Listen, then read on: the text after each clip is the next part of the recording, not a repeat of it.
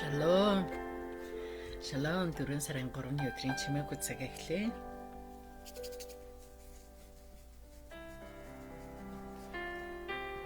За хамтдаа залбирая.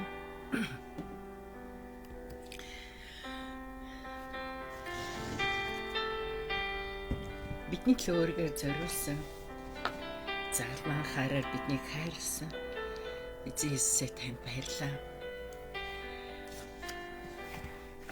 Бид таны залмаа дээр хүлээг бас амжилтыг дурсан самсан өдрүүдийг залбиран бясалгасан өдрүүдийг өнгөрүүлж байна. Та бидний удирдаараа та бидний амьдралд өөрийн гахалтай шин зүйлийг шинэ илчлэлтүүдийг өгөөрэй. Өнөөдөр үгээр дамжуулан эзэн бидэнд өөрийн оршихуйг мэдрүүлж өгөөч.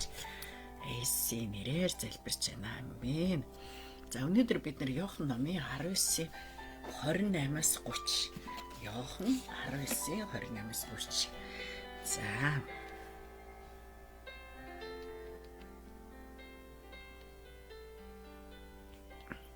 Үүний дараа Иесус бүх юм идүүгээ гүйцэлдсэнийг мэдээд бичвэр биелэгдэхийн тулд би цангаж байна гэлээ. Дүүрэн цагаан цуутаа сав тэнд байжээ. Тэд цуу шингээсэн далайн хөнгө Белуны мөчөр торгоож Иесусийн аманд хүргэв. Иесус цууг амсаж гүйцэлдлээ гэд тэргүүний гудаалгын сүнсээ өргөжээ. Амен. За бүгд биелсэн гэсэн гарчигтаа өнөөдрийн бидний унших Библийн хэсгийг бүгдээрээ харъя. За Библийн тайлбарыг уншиж өгнө.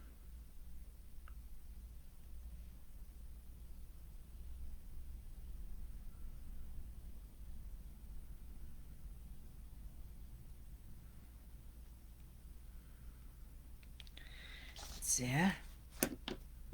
Шалом. За.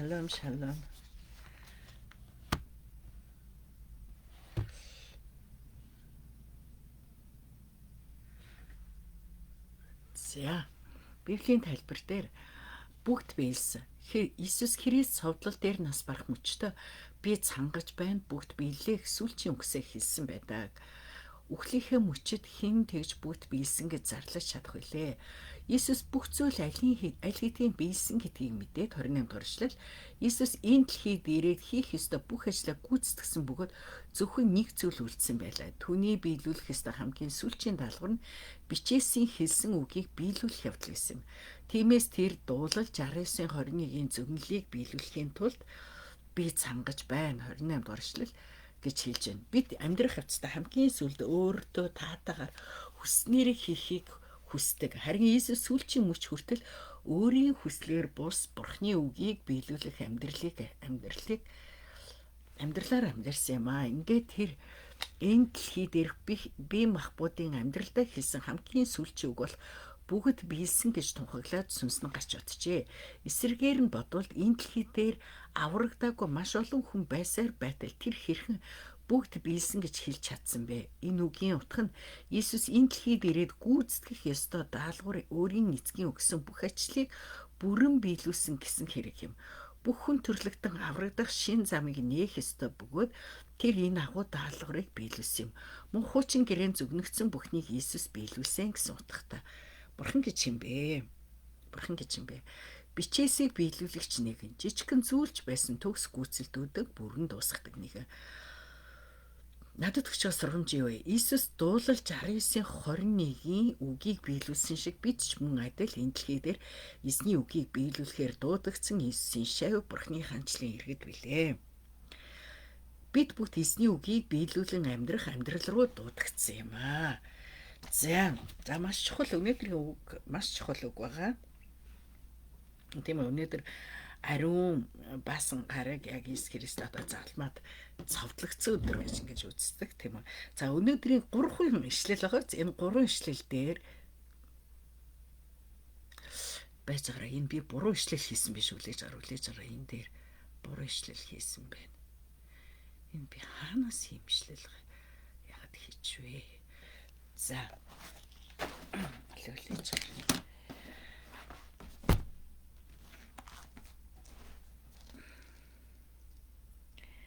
28. За эхлээд штэ. Иесус гурван чухал үг хэлсэн. За гурван чухал цангаж байна, гүйцэлдлээ, сүнсээ тушаав гэд. За цангаж байна гэдэг үг болохоор одоо дуулал номын 22 69 дээр болохоор юу гэж байна? Тэн дээр цангах тухай. Энэ биеийн цангааг хэлээгүй. Энэ нь Бурхны оршихыг хүсэж байгаа тий. Бас юу сүнсний одоо цангаа. Тэгээд Бурхны нүрийг эрэлхийлж байгаа юм. Тэгэхээр одоо цангаж байна гэж ингэж хэлэхэд еврей хүмүүс юу гэж ойлгож байна вэ? Энэ дээр сүнсээрээ тэ бурхан сүнсээрээ цангаж байгаа гэсэн. Тэгээд Бурхныг эрэлхийлж जैन тэг Бурхны оршихыг илэрхийлж जैन сүнсний хувьд үнэхээр гачигдaltaй байна гэсэн юм утгыг илэрхийлж байгаа. Манай цоглонд нэг залуу явж байгаа тэгээд нэг хэсэг явах болоод тэгээд дахиад ирсэн байхгүй юу. Тэгээд тэр надаа ингэж хэлдэг байхгүй. Пастор би айгүйх үлссэн штэ гэдгсэн байхгүй юу. Тэгээ би ингэж сүнсээр үлссэн байх гэж бодохгүй. Тэгээд сүнсээр үлссэн үү гэдгсэн чи үгүй би бүр ингээд сүнсээрээ ч үлсөөд гизээрээ ч үлссэн. Монголд очиод энд байж байгаа ажил хийгээ цалин мөнгөтэй тэгээ байж байгаа. Тэгээ Монголд очиод оюутан болоо тэгээд амьдрал нь ер нь жахаа хэцэлтэй. Тэгээд үлссэн гэж аахгүй. Тэгээ тэр залууч хэлсэн. Эхлээд сүнсний үед үлсэж эхэлсэн гэж байгаа.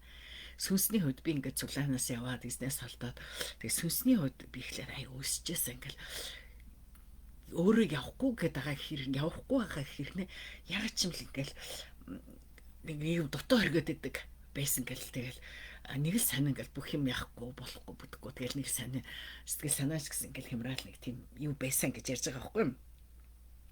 Тэгээд хүн сүнсээрээ өсөөд ирээ дараа нь яг ингээд махан бие рүү бүр амьдрал руу ингэж яг орж ирсэн. Тэгэл амьдрал дээрээ биес юм дутагдаж гачигдаал гэдэг бүр айгүй хөрх ярьж байгаа байхгүй тэр дутагдаж гачигдаал тэгэл эзэмний хойно чи надад дутагдах зүйл нэг ч үгүй гэж байдаг штэ. Тэгэхэд юмар дутагдаа. Тэгээ үлссэн гинэ.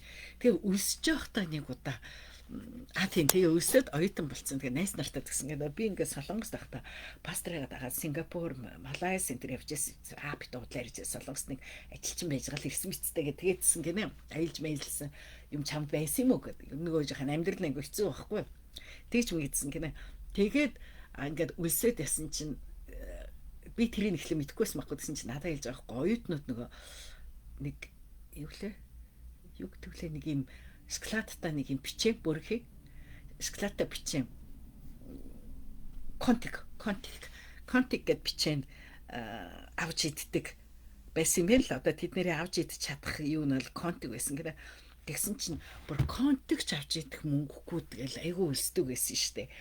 Тэгэл найз нарыг хараад найз нар маа хин нэг минь намайг авахулаа гэж бодчихсон. Тэгэл нэг өдөр залбирсан гэнэ. Тэг Бурхны өмнө гимссэн гэнэ. Тэр бол ерөөсөн гимшгүй явагдсан юм л да.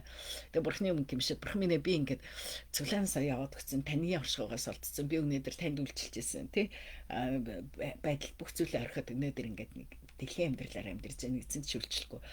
Би сүнсний хувьд шүүсэж гиз шилсэж тэгээд би буцаад тий итгэлийн амьдралаа дахин шинжилмээр шинээр эхлэмээр Гэхдээ би яг өөрөө цуглаанаас эхлэмээр намайг Солонгос явуулж өгөөч гэсэн чинь нөгөө ахад гэрээний ажилчнаар 90 гутлаа гэрээний ажилчнаар ахад явах хүсэл тавьсан байсан чинь нөтгөө 7 хоногийн дотор гинтгээ хариу нэрээд тэг буцаад хүрээд ирчихсэн байхгүй юу. За тэгвэл еврей юунд болохоор үлс энэ цангана гэсэн үг хэлж байгаа нөхөр сүнсний оршихыг хүсэж байгаа зүйл шүү зэ. Сүнсний орших. Тэгээс аман цангасан тухай яриаггүй шүү те. За тэгээд өөрөөр хэлбэл хүн төрлөختний энэ сүнсний цангааг Иесус өөр дээр авчин гэсэн үг байхгүй юу? Иесус өөрөө цангасан учраас биш тэр бурхантай маш ойрхон байсан тэр бурхны оршихуйд байсан хамгийн гол хүн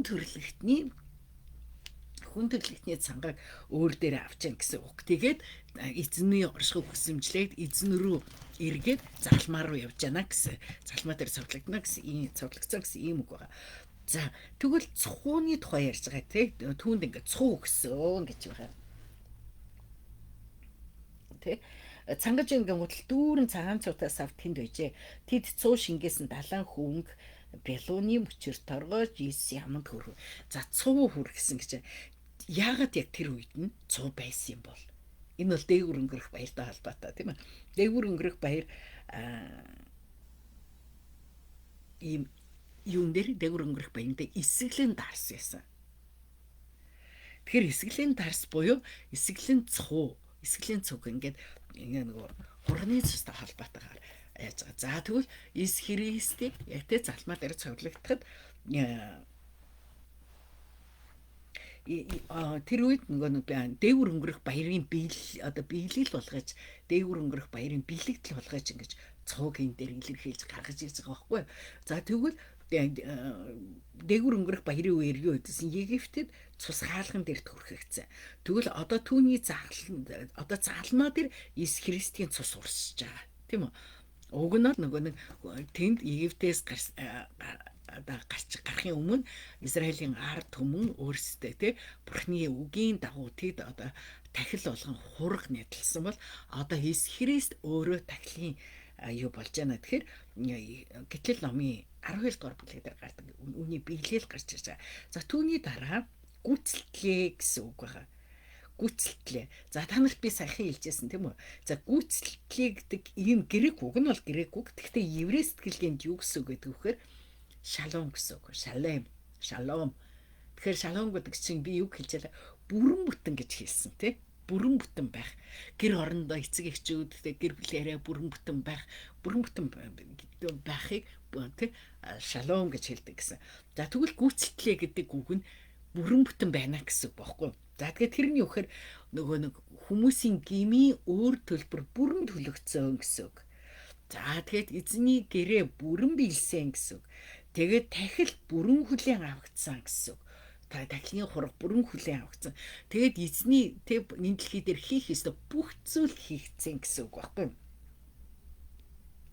За тэгээд тэр үед ингээд яхаар тахил өргөхдөө ингээд нөгөө хоньыг нэдлээд тэгээд тахилыг өргөсний дараа шалем гэж хэлдэг байсан байна. Одоо шалом адилхан байхгүй шалем гэж хэлдэг байсан. Тэр шалем гэж хэлж байгаа нь юу хэлж байхаар бүрэн боллоо. Одоо энэ хураг, энэ хонь, энэ хуц, энэ ухан өргөгдөөд одоо гим нүглээсээ уучлагдсан, чөлөөлөгдсөн, бүрэн боллоо гэж ингэж хэлдэг бай.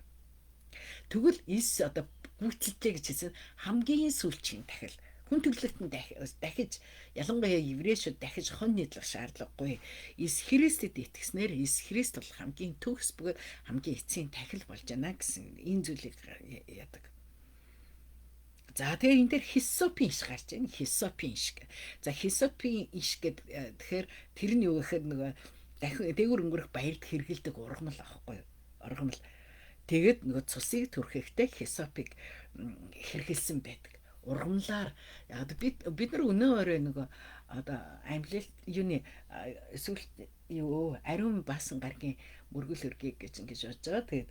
Тэгээд би хэрэг нөгөө энэ 7 хоногт юу л амлилтын баяраар хаалгаа тойруулаад юм хүүхдүүдэд ойлгуулахаар тийм ингээд улаан юм цаас ингээд наай гэж бодож байгаа байхгүй. Тэгээд улаанаар ингээд яагаад энэ ингээд дээрээ үед ингээд цусаар бэрхжсэн гэдэг. Тэгээд эсний зав могийг яг нөгөө еврей ухаар хий гэж ингэж бодож байгаа байхгүй. За тэгэхээр өөрөөр хэлбэл Эхлэл ном дээр 12:22 юу Гитлэл номын 12:22 дээр юу шаард өгөхөөр цус төрхөйтэй хисап хэрэгэлсэн байдаг бол одоо энэ дээр хисап бишэл түүний аманд цуг хүргэж гэж байна. За тэгээ сүнсээ тушааваа гэсэн байгаа. Сүнсээ тушаав. Сүнсээ өргөжээ гэж байгаа бас манай Библиэлд зарим орчуулган дээр. Тэгэхээр энэ нь сүнсээ өгнө гэдэг нь юу гэхээр нөгөө тахилыг бурхан тушаадаг өргөдөг байсан байхгүй юу? Тэгэхээр сүнсээ тушаана гэдэг нь үхсэн гэсэн үг биш. Үхсэн гэсэн үг биш. Тийм үү? Тэр зүгээр өгөөгүй харин тахил болгож өргөгдсөн гэсэн үг. Тахил болгож өргөгдсөн гэсэн. За тэгэхээр өнөөдрийн бидний үнсэн хэсгээр маш чухал байгаа. Энэ бол дээгүр өнгөрөх баярын үргэлжлэлтэй. Бид нар харах юм бол Иес Христ яг дээгүр өнгөрөх баярын хамгийн сүүлчийн төгс үргэлжлэл төгсгөлийг хийж гин гэсэн үг. Тэгээд тахилыг бас дуусгаж гин гэсэн үг. За тэгээд хүн төрөлхтний хүнсний цангааг өөртөө авсан. Тэгээд эцсийн тахил хүн төрөлхтний төлөх эцсийн тахил өргөгдөд тэгээд бүрэн дутуу юу ч үлдээгүй бүрэн бүтэн хийсэн ийм мөч байна гэсэн ийм юу харж байна. За ямар вэ? Та юу ойлгож байна? Юуг мэдэрч байна? Юуг амьдралдаа хэрэгжүүлэх вэ? Юуг амьдралдаа хэрэгжүүлэх вэ? Тэгэхээр эзэн бол үнэхээр бидний төлөө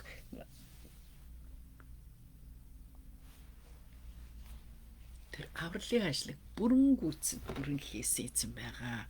Тийм учраас тэр бүгд биелсэн гэж хэлсэн. Бүгд биелсэн.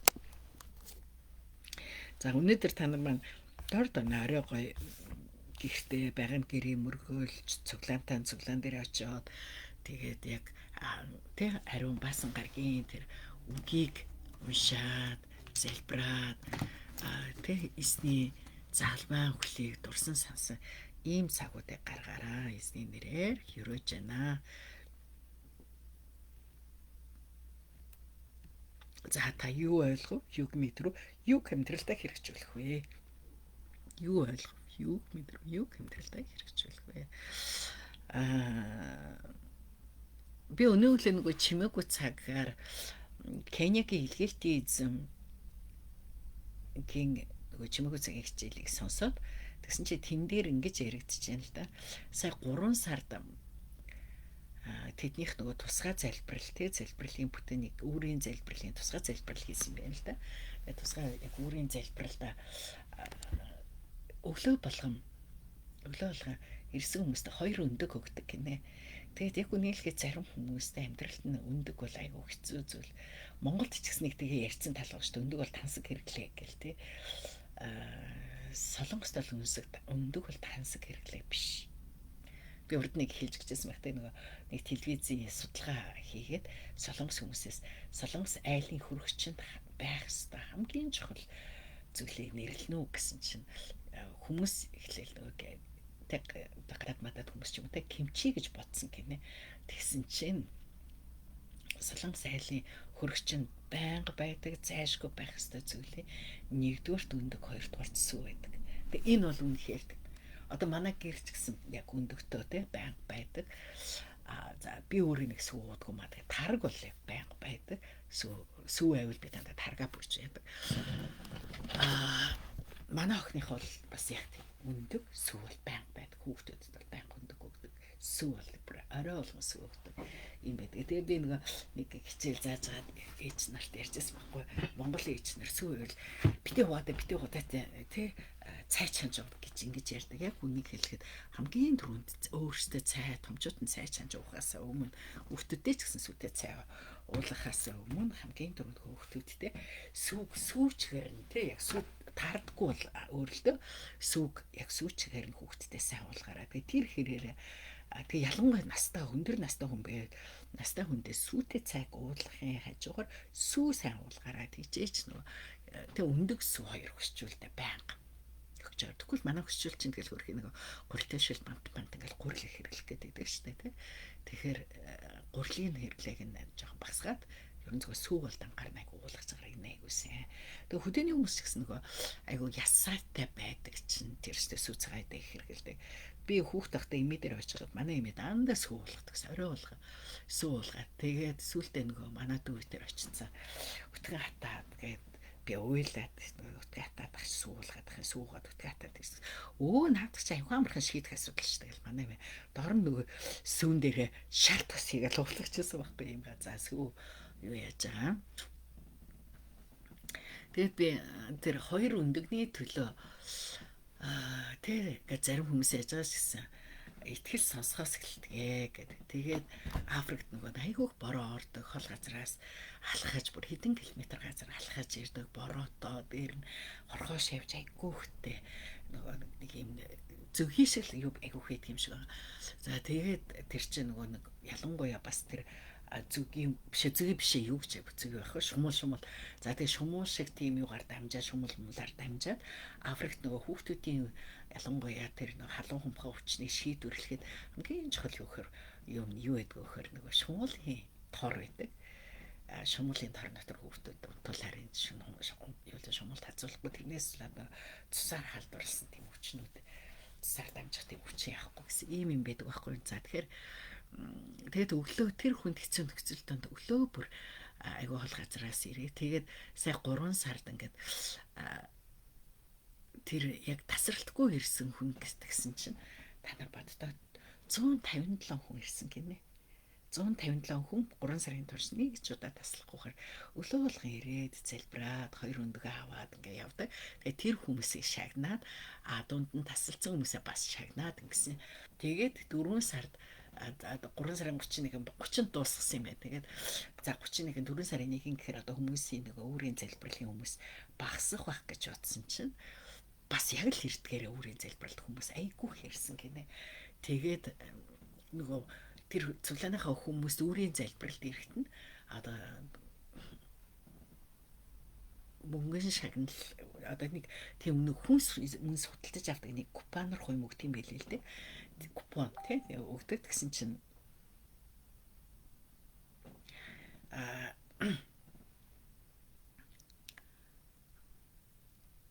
тэн дээр нөгөө нэг юу яасан гинэ купонор хой мөгдөг. Тэгээ тэн дээр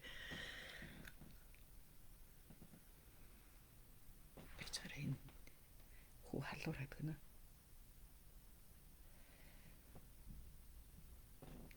За тэгээд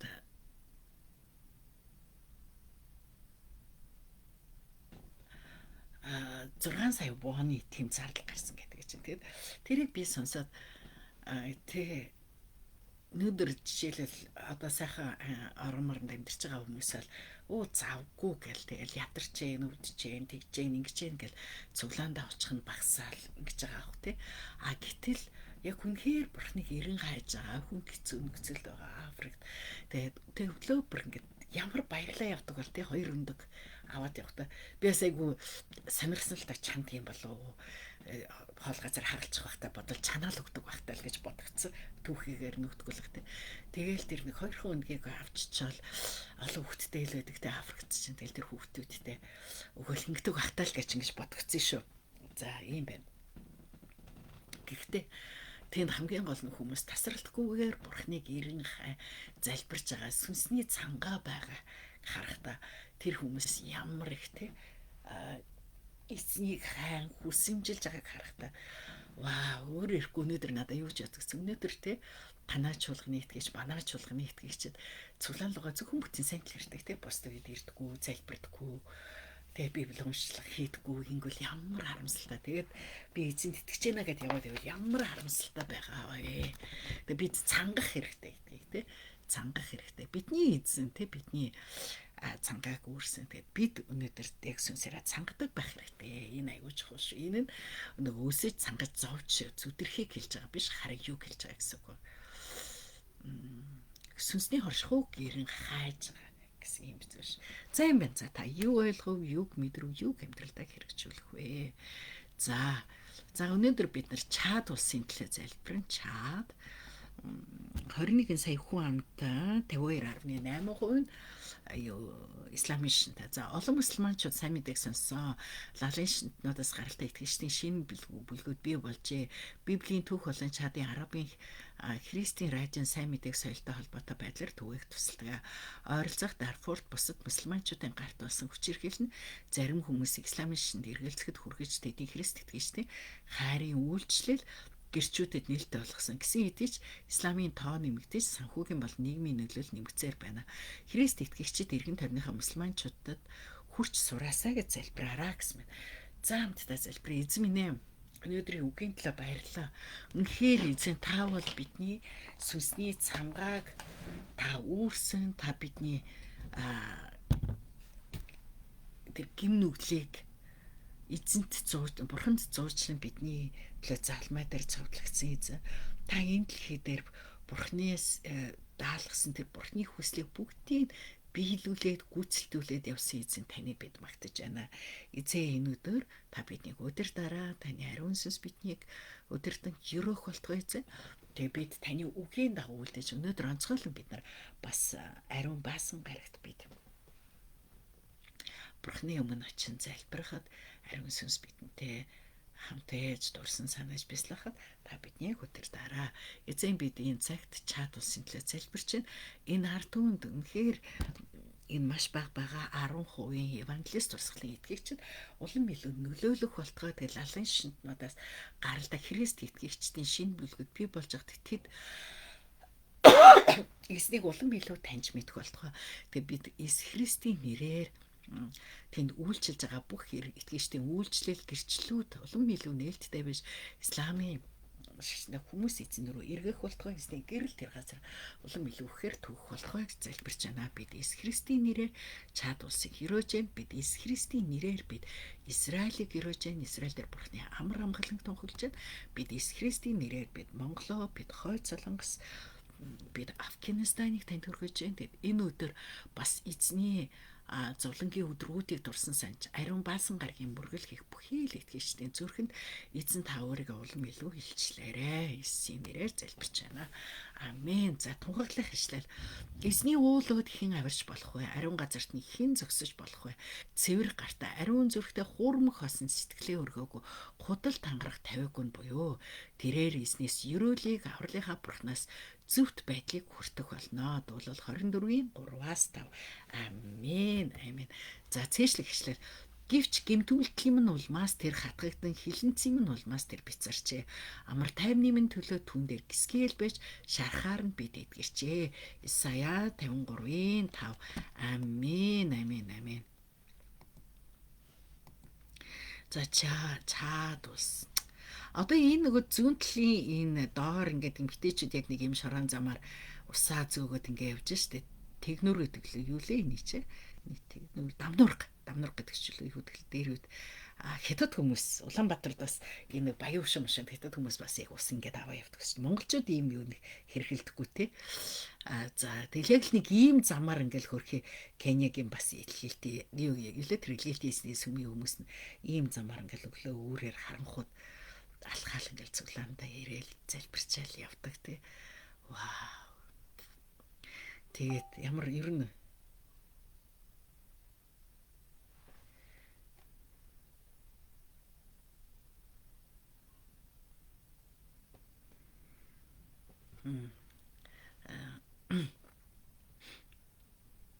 хүнд ачаа хүрдэгтэй эмгтээчүүд. За тэгээд энэ нөгөө барамтлын доод л болохоор энэ бөөгийн зураг шүү. За бөө юм байг шүү. Эдний бөө одоо нэг аниме хэмжтэй шүтдэг юм хүмүүс юу. За эзний нэрээр ерөөж нь хизээ өөх болтгоо энэ өдөр үнэхээр онцгой өдөр байх болно. Надаа мессеж ирээд манай ертөнцийн халуураад байгааг нь би хурдан явахгүй л болохоор очиад өнөөдөр хичээлд нь явуулахгүй хүүгээ харах юм байна. Миний хүүгийн өвчин хурдан эдгэрхийн төлөө залбирч өөрөө өчигдөр орой толгой өвдөд ингээдсэн гэсэн чинь шүн халуураад хонсон гэдэг. ертөнцийн эдгэрлийн төлөө залбирч өгөөрөө. За тэгээд өдөр бөгөөд өнгөлөө гэр бөгөөд талархалтай байгаарай. Эцэг